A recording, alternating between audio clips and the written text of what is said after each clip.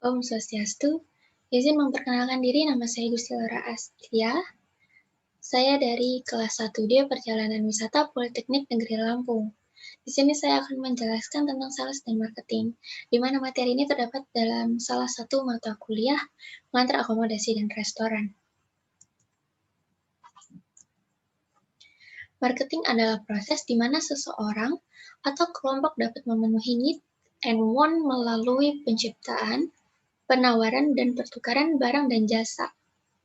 Marketing merupakan salah satu perpaduan antara kegiatan yang saling berhubungan untuk bisa mengetahui apa yang dibutuhkan oleh konsumen, sehingga perusahaan bisa mengembangkan produk, harga, pelayanan, dan melakukan promosi agar kebutuhan konsumen bisa terpenuhi serta perusahaan mendapatkan sebuah keuntungan.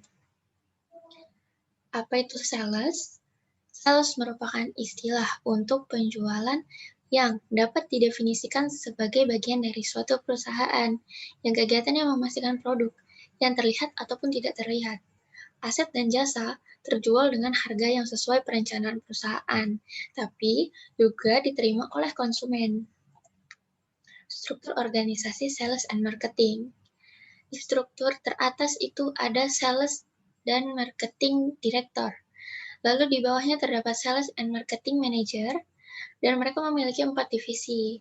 Divisi pertama itu ada Marketing Plan and Dev, yang di dalamnya ada Marketing Analyst dan Marketing Planner Product Development. Lalu divisi yang kedua itu ada Promotion, yang di dalamnya terdapat Promotion Staff.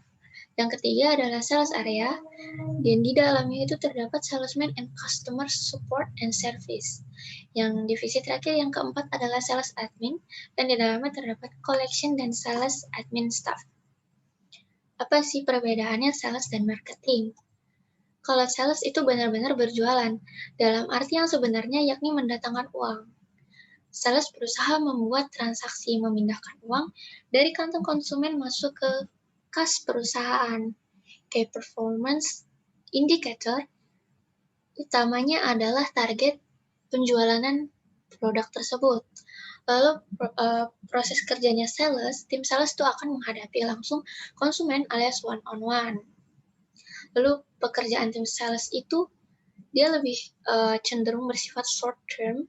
Ruang lingkup pekerjaan tim sales adalah meyakinkan si calon customer untuk terus merasakan kebutuhan akan produk yang perusahaan jual. Lalu ada fungsi tim sales tersendiri. Fungsinya itu apa? Mengakomodasi dan target customer sambil membantu memenuhi kebutuhan mereka dengan produk yang ditawarkan. Lalu tim sales akan menghubungi secara langsung calon klien sampai menemukan kesepakatan kerja. Lalu ada marketing. Kalau marketing, dia lebih pada meraih perhatian, pemikiran, dan hati konsumen sehingga mereka mau membeli produk. Dan bukan hanya berkeinginan membeli, tapi juga menjadi konsumen yang loyal. Marketing menyiapkan tools dan konsep yang akan membuat customer mencari barang dan produk yang sudah disiapkan. Ruang lingkup pekerja tim marketing lebih long term karena harus menjaga hubungan dan membina relasi yang harmonis dengan para partner bisnis yang terkait. Lalu yang ketiga itu ada pemasaran produk, termasuk market reach, public relations, dan customer satisfaction. Yang ketiga itu ada prioritas tim marketing, menjangkau customer, dan membangun relasi yang baik dan dengan para customer sampai bisa menjadi pelanggan setia.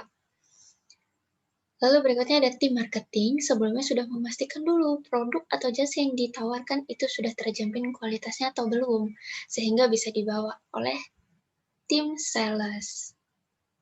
Lalu di konsep marketing itu memiliki konsep-konsep untuk melakukan marketing. Yang pertama itu ada product, utility costs and satisfaction.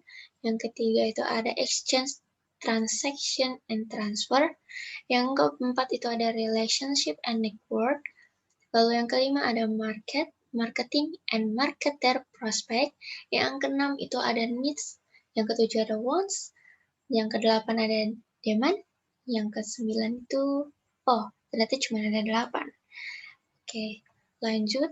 itu ada target pemasaran, di mana kelompok yang dipilih oleh perusahaan untuk dijadikan sebagai pelanggan, sebagai hasil dari segmentasi dan penargetan.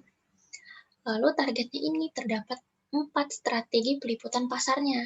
Yang pertama ada undifferentiated targeting strategy, yang kedua ada differentiated targeting strategy, yang ketiga ada concentrate targeting strategy, dan yang terakhir ada custom targeting strategy. Lalu apa sih maksudnya?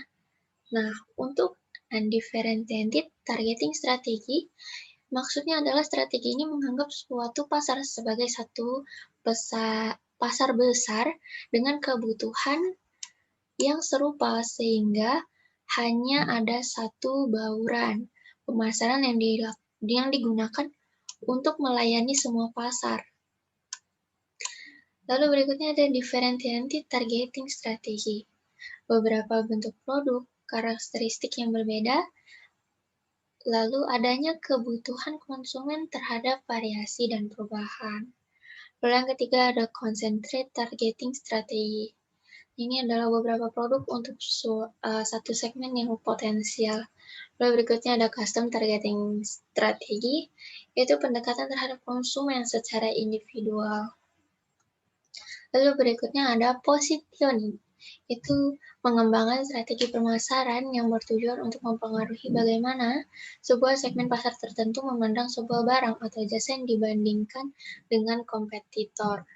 Penentuan posisi pasar itu menunjukkan bagaimana sih suatu produk dapat dibedakan dari para pesaingnya dan posisi mana produk tersebut berada di hati dan pikirannya konsumen. Lalu ada integrated marketing functional responsibilities. Itu yang pertama itu ada understand the marketplace and customer needs and wants. Yang kedua itu ada decide a customer-driven marketing strategy. Yang ketiga ada construct an integrated marketing program that delivers superior value. Lalu yang keempat ada build profitable relationship and created customer delight. Lalu yang kelima sebagai capture value from customer in return, itu ada capture value from customer to create profits and customer equity. Lalu di hotel itu memiliki strategi yang kita sebut hotel marketing mix strategy. Yang pertama itu bisa kita lihat dari place. Itu adalah tempat yang di dalam itu ada yang kita lihat itu location accessibility, ada parking, local attraction, state of repair, and perceived quality. Lalu yang kedua kita lihat dari produknya, dari types of room, bedroom, breakfast menu, clean bedroom, local knowledge, and Wi-Fi. Lalu kita lihat dari people. Itu yang kita lihat adalah careful host, empathy with guest, personal touch, flexibility, communication. Lalu ada proses.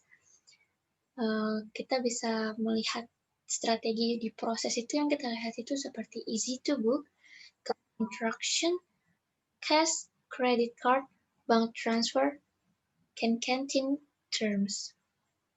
Lalu yang kita bisa lihat dari promosi si hotel. Promosinya ada email news, banner advertising, Google Ads, and CEO. Lalu guest reviews, our own website, social media, locals events. Yang terakhir itu adalah harga, price.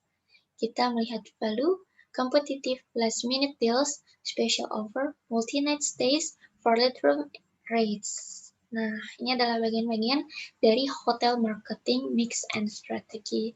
So this is my presentation. Thank you for here to hear my presentation. Thank you so much. Dah.